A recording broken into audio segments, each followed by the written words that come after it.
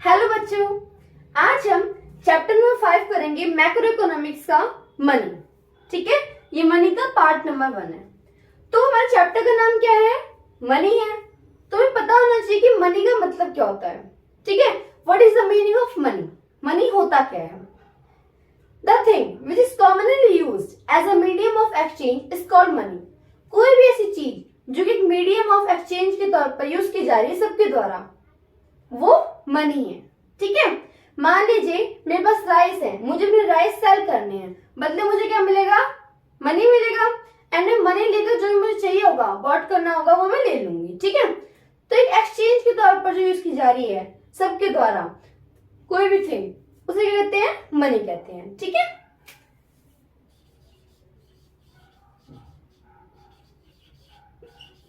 Meaning of money. Money का meaning क्या होता है? The thing which is commonly used as a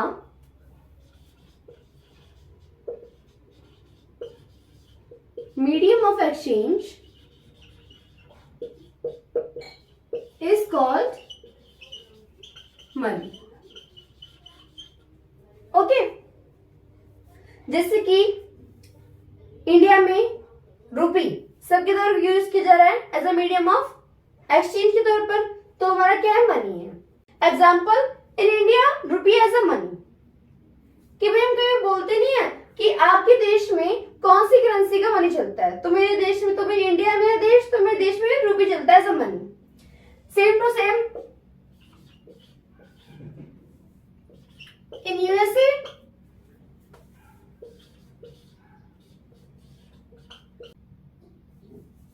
dollar as a money. USA में dollar चलता है मनी के रूप में। ठीक है, और वो जिस भी कंट्री का मनी होगा उस कंट्री में उसे कोई भी रिफ्यूज नहीं कर पाएगा उसे लेने के लिए। ठीक है, जिसकी मान लीजिए मेरी भी बड़ी पेमेंट है 5 लाख रुपीज की, और मैं उसको 500 के नोट्स में नहीं कर रही हूँ, मैं उसको 200 के नोट्स में कर रही हूँ, तो मुझे कोई ऐसा बोल नहीं सकता है कि नहीं भाई मुझे 200 के नोट्स में पेमेंट नहीं लेनी है, मुझे 500 के नोट्स में ही दो। ठीक है, ऐसा कोई भी नहीं बोल सकता। सो मैं जिस देश में रहती हूँ, अगर मैं उसी करेंसी का मनी यूज कर रही हूँ, तो कोई भी पेमेंट लेने से रिफ्यूज नहीं कर सकता है। ठीक है, बट हाँ, अगर मैं इंडिया में रहकर यूएसए का डॉलर यूज कर रही हूँ, तो पेमेंट लेने से कोई भी रिफ्यूज कर सकता है कि नहीं भाई मुझे इंडियन रुपए में ही चाहिए पेमेंट। ठीक है, अच्छा आगे बढ़ते हैं। जो मेरा ओल्डन डेज था, मतलब पुराने टाइम पे हमारे यहाँ पे बार्टर सिस्टम चलता था। बार्टर सिस्टम क्या होता है? When goods are exchange for goods, जहाँ पे कि जो गुड्स हैं वो एक्सचेंज होते हैं गुड्स के रूप में। जिसके मान लीजिए मैं अब एक पर्सन हूँ, ठीक है, मेरे पास व्हीट है देने के लिए, और मुझे चाहिए क्या? मुझे चाहिए राइस। हाँ, यहाँ पे एक पर्सन है जिसके पास राइस है देने के लिए, और उसे चाहिए क्या? व्हीट चाहिए। तो हम आपस में गुड्स एक्सचेंज कर लेंगे। मैं अपने व्हीट इसे दे दूंगी और इससे राइस मैं ले लूंगी व्हीट देकर। ठीक है, तो गुड्स मैंने एक्सचेंज कर लिए। गुड्स के लिए एक गुड देकर मैंने अपना दूसरे इंसान का गुड ले लिया। ठीक है, तो बार्टर सिस्टम क्या होता है? जहां पे goods are exchange for goods, goods को एक्सचेंज किया जाता है गुड्स के लिए। ठीक है,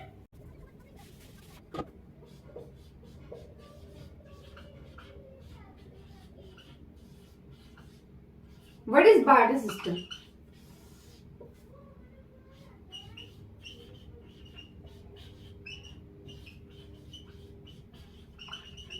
Barter system refers to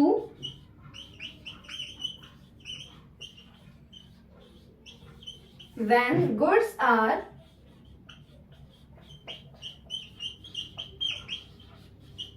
exchanged for goods। ठीक है, अब बार्टर सिस्टम पुराने टाइम पे चल रहा था, तो अगर बार्टर सिस्टम इतना अच्छा होता तो मनी किस लिए आता? है ना, मनी की एवोल्यूशन क्यों होती? मनी की स्टार्टिंग क्यों होती? बार्टर सिस्टम में कोई ना कोई डिसएडवांटेज होगी, कोई ना कोई कमी होगी जिसे फुलफिल नहीं कर पा रहा होगा। इसलिए तो हमारा मनी आया। तो हम पढ़ते हैं डिसएडवांटेजेस ऑफ बार्टर सिस्टम, या फिर हम उसको कहते हैं प्रॉब्लम्स ऑफ बार्टर सिस्टम, कि भाई बार्टर सिस्टम तो था पर उसकी प्रॉब्लम क्या क्या थी। ठीक है,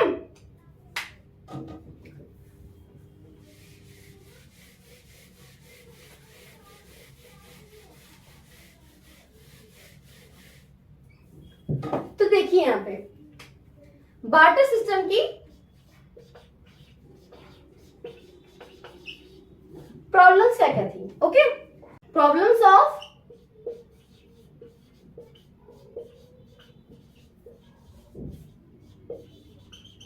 barter system. Then barter system की सबसे पहली और सबसे बड़ी प्रॉब्लम थी double coincidence of words. Double coincidence of words.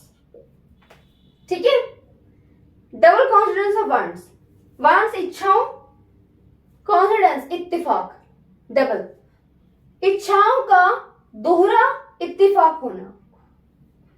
कि जैसे कि मान लीजिए मैं यहां पे पर्सन हूं, ठीक है, मेरे पास व्हीट है देने के लिए और मुझे क्या चाहिए, राइस चाहिए, आई नीड राइस।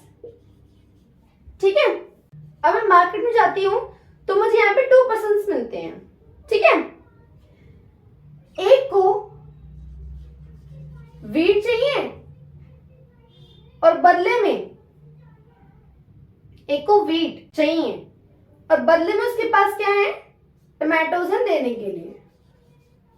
उसको व्हीट क्या है, नीड है व्हीट की। एंड दूसरी तरफ एक पर्सन है जिसको की व्हीट चाहिए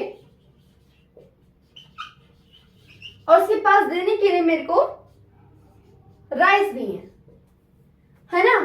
तो आप देखिए, अब मार्केट जाने के बाद इसके पास व्हीट है देने के लिए, इसको व्हीट चाहिए भी, पर इसको रिटर्न करने के लिए गुड्स फॉर गुड्स, इसको रिटर्न करने के लिए इसके पास टमाटोज हैं, राइस नहीं है, पर इसको तो राइस चाहिए, है ना। सेम इधर देखो, यहाँ पे व्हीट है इसके पास देने के लिए, इसको व्हीट चाहिए, राइस के पास देने के लिए इसको राइस चाहिए, है ना। तो इसके साथ क्या हो पाएगा, ट्रेड हो पाएगा। तो यहाँ पे डबल कॉन्सिडेंस ऑफ वांट्स चाहिए, मतलब कि जो मुझे चाहिए वो उसके पास होना भी चाहिए देने के लिए, और जो उसे चाहिए वो मेरे पास भी होना चाहिए उसको देने के लिए। ठीक है, तो ये बहुत डिफिकल्ट था डबल कॉन्सिडेंस ऑफ वांट्स। तो जो डबल कॉन्सिडेंस ऑफ वांट्स था, तो जो डबल कॉन्सिडेंस ऑफ वांट्स था वो बहुत ही डिफिकल्ट था, बहुत ही डिफिकल्टी होती थी करने में। तो ढूंढना बहुत मुश्किल होता था उन लोगों को जिनको हमारे गुड़ चाहिए और जो हमें गुड़ चाहिए वो उनके पास देने के लिए हो। ठीक है, अब बार्टर सिस्टम की दूसरी प्रॉब्लम क्या थी, बार्टर सिस्टम की दूसरी प्रॉब्लम थी स्टोर ऑफ वैल्यू, कि भाई हम गुड्स को ज्यादा दिन तक स्टोर करके नहीं रख सकते।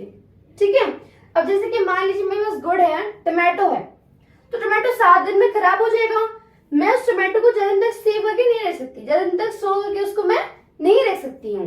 ठीक है, तो स्टोर ऑफ वैल्यू में बहुत डिफिकल्टी आती थी और ज्यादातर तो ये नॉट पॉसिबल था। ठीक है, मोस्टली ये नॉट पॉसिबल था। अब जैसे कि मेरे पास पेपर करेंसी है, नोट्स है, कॉइन्स है, तो उनको मैं लॉकर में सेव करके रख सकती हूँ, बट भाई यहाँ पे गुड़ है, उनको मैं कहाँ रखूं। तो मान लीजिए मेरे पास ऑनियन है गुड़ के रूप में, एंड मैं ऑनियन को एक बंद रूम में स्टोर करके रख देती हूँ। ठीक है, पूरा रूम भर देती हूँ ऑनियंस का और बंद करके उसको मैं रख देती हूँ।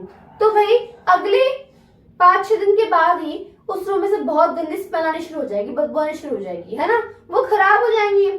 तो मैं ज्यादा दिन तक जो गुड्स को स्टोर करके नहीं रख सकती हूँ, है ना, बट जो मैं नोट्स है, मेरे जो कॉइन्स है, उनको मैं ज्यादा दिन तक स्टोर करके रख सकती हूँ। So in barter system store of value is not possible. Third problem थी इसकी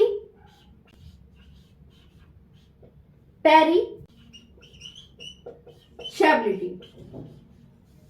ये पॉइंट इसी से निकला है। ठीक है, पेरिशेबिलिटी का मतलब क्या होता है, वो चीज जो जल्दी से खराब हो जाती है, जल्दी खराब हो जाने वाली चीजें।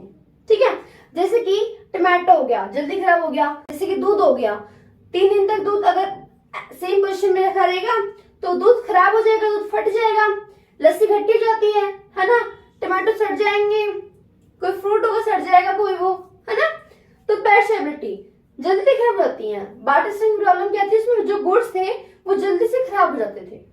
ठीक है, फोर्थ क्या है इसका,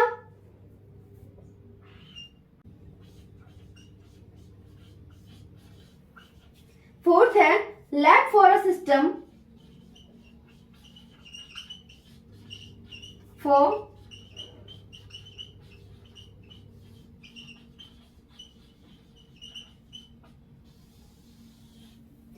फ्यूचर पेमेंट के सिस्टम की कमी।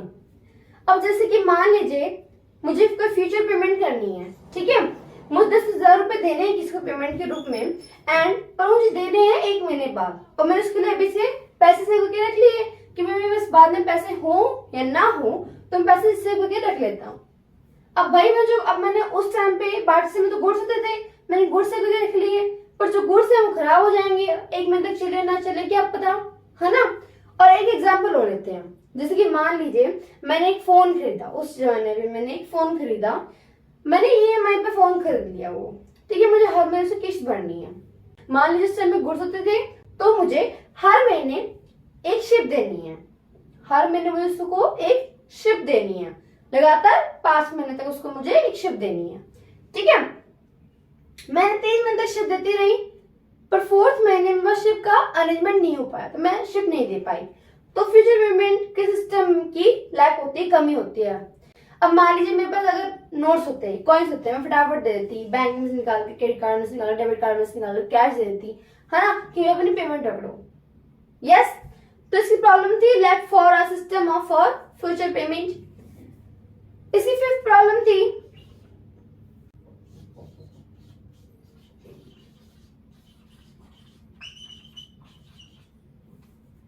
lack of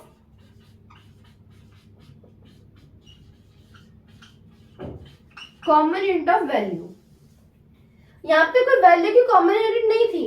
मान लीजिए मैं यहाँ पे एक पर्सन हूं, ठीक है, मेरे पास शूज देने के लिए मुझे नीड टोमेटोज की, ठीक है। अब मुझे डबल क्वेश्चन से आंसर इंसान में मिल गया, मतलब उसको भी मेरे शूज चाहिए, उसको नीड किसकी है, शूज की है, मुझे देने क्या है, मुझे भी शूज देने हैं, और उसके पास है भी क्या, टोमेटो है, और मुझे टोमेटो ही चाहिए। पर वो क्या कहता है, वो कहता है कि मेरी 1 पेयर ऑफ शूज के लिए मुझे 5 kg ऑफ टोमेटोज चाहिए। बट ये कहता है भाई मैं आपके शूज तो ले लूंगा, बट मैं आपको बदले में से 3 kg टोमेटोज ही दूंगा। तो भाई कॉमन यूनिट ऑफ वैल्यू नहीं थी यहाँ पे, ठीक है। सुनो, अब इसमें एक प्रॉब्लम और है,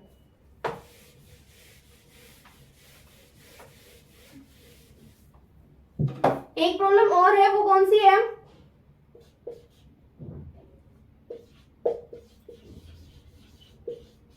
डेफर्ड पेमेंट्स की।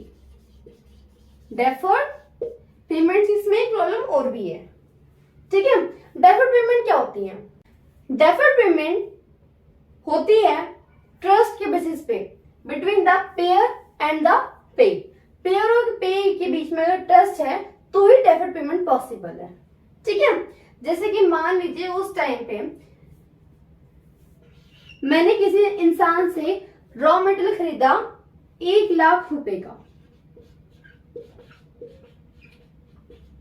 1 लाख रुपए का खरीदा, ठीक है। अब मैं कुछ दिनों बाद उसकी पेमेंट करने जा रहा हूं, अब वो मेरे से दूर रहता है तो मुझे बीच में से नदी क्रॉस करनी पड़ेगी, ठीक है। अब मैं जिस नाव में बैठा हूं उस नाव को नाविक बोलता है कि भैया मेरे को अपनी नाव में और भी लोग बिठाने हैं, तो आप अपने जो 1 लाख रुपीज जो गुड़ हैं, तो 1 लाख रुपीज के जो मेरे पास गुड़ थे आप वो मुझे दे दो, और बदले में से सर्टिफिकेट ले लो। वो सर्टिफिकेट जब आप नाव से उतरोगे तो हमें तट पर मेरा आपको एक आदमी मिलेगा, आप उसको सर्टिफिकेट दिखाना और बदले में वो आपको अपने गुड्स दे देगा, रुपीज दे देगा, ठीक है। तो ट्रस्ट के बेसिस पे चले, अगर आपको मुझ पर ट्रस्ट है तो ये मेरे सर्टिफिकेट लो, नहीं तो मत लो, ठीक है। ये 6 की 6 प्रॉब्लम थी बार्टर्स टंकी।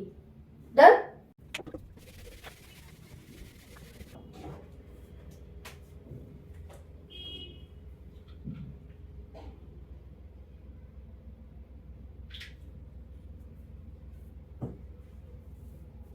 अच्छा, अब हम इसमें पढ़ेंगे मनी का इवोल्यूशन कैसे हुआ, मनी की स्टार्टिंग कैसे हुई, मनी इवोल्यूट कैसे हुआ।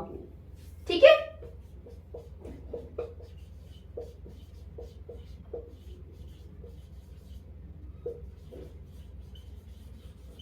Evolution of money. इवोल्यूशन का मतलब क्या होता है, जैसे कि मान लीजिए बहुत सैकड़ों साल पहले जो हमारी ह्यूमन बॉडी थी वो पहले कोई भी मतलब एक एनिमल के रूप में थी, देन वो बंदर के फॉर्म में आई, देन बंदर की जो स्पाइन थी वो धीरे धीरे से सीधी होने लगी। ठीक है। एंड देन पूंछ हट गई उसकी, गला खुल गया उसका, स्पाइन सीधी होने पर चलने लग गया, इंसान की फॉर्म धीरे धीरे आने लगी और अब हम आज ऐसे फॉर्म में। ठीक है। तो वैसे ही जैसे इंसान का इवोल्यूशन हुआ, इंसान की स्टार्टिंग हुई, तो वैसे ही मनी की स्टार्टिंग कैसे हुई थी, मनी का इवोल्यूशन कैसे हुआ था। तो मनी का इवोल्यूशन सबसे पहले आया था मनी इवोल्यूशन में commodity money, commodity money. Then आया था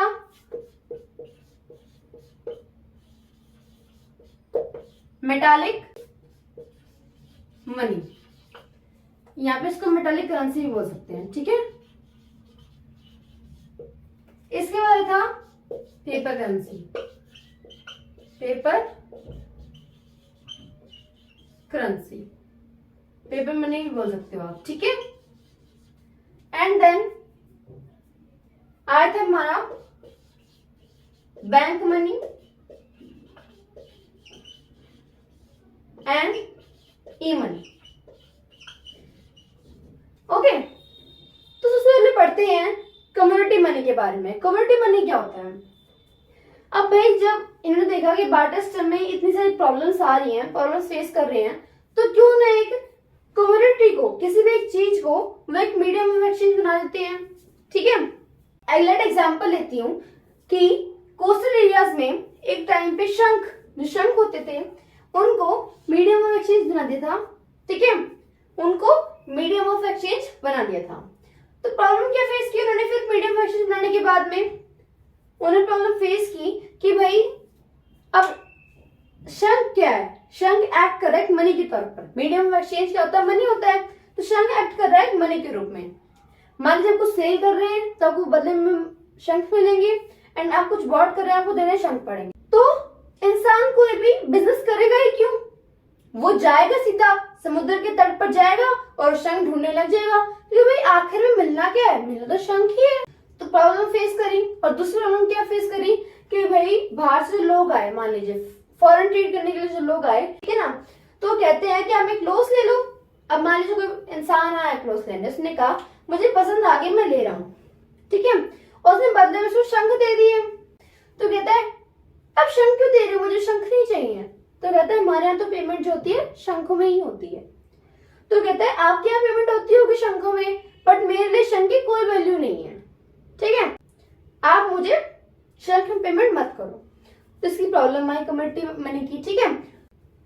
तो इसके बाद वहां के राजा ने सोचा कि भाई इसमें प्रॉब्लम्स आ रही हैं, तो उन्होंने फिर चलाया मेटालिक मनी, मेटालिक करेंसी, ठीक है ना।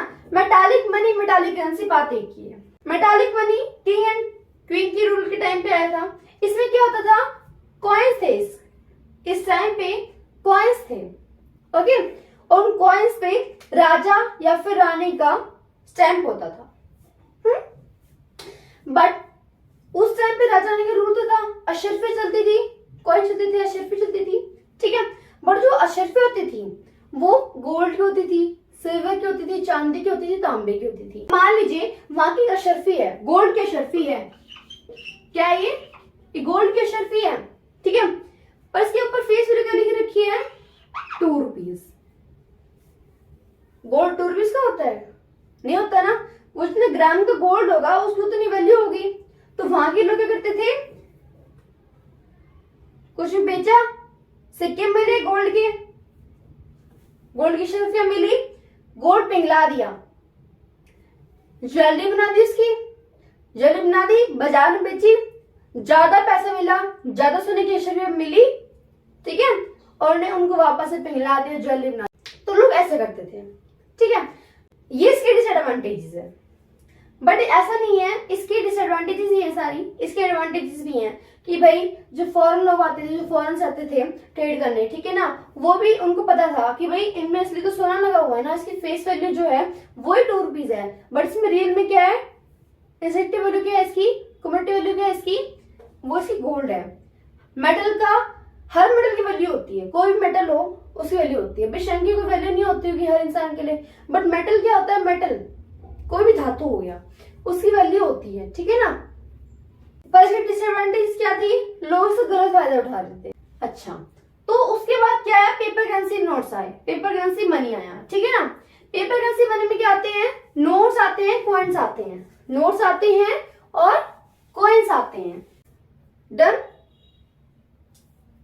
नोट्स एंड कॉइन्स कौन से होते हैं, जिनकी फेस वैल्यू ज्यादा होती है बट जिनकी कमोडिटी वैल्यू कम होती है। फेस वैल्यू मतलब उस नोट पे, जैसे कि मान लीजिए ये पेपर का नोट है, इस पे लिखा तो 500 रुपीज हुआ है, बट इसकी कीमत, इसको बनाने की कीमत 0 पॉइंट कुछ ही होगी समथिंग, ठीक है ना।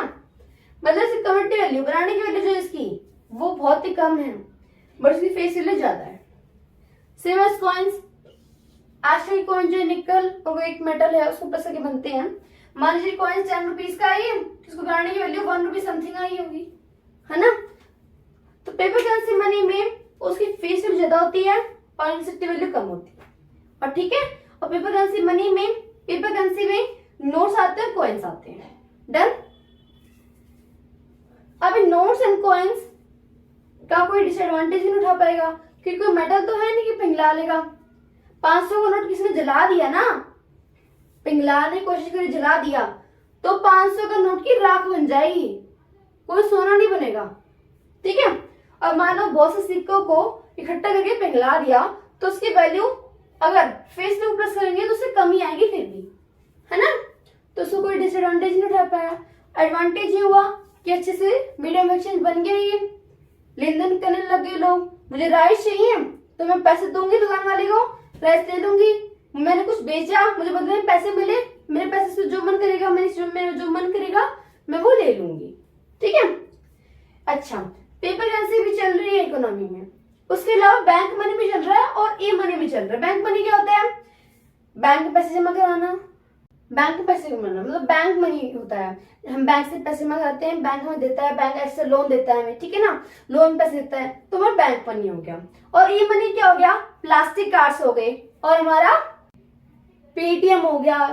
और ई मनी क्या होता है, हमारा प्लास्टिक कार्ड्स हो गए, पेटीएम हो गया, जीपे हो गया, है ना, यूपीआई हो गया, ये सारे हमारे क्या है, ई मनी की फॉर्म में, जो फोन से पेमेंट हो जाती है, ठीक है। और जैसे डेबिट कार्ड हो गए, क्रेडिट कार्ड हो गया, राशन कार्ड हो गया, ये भी हमारे ई मनी में आता है, ठीक है।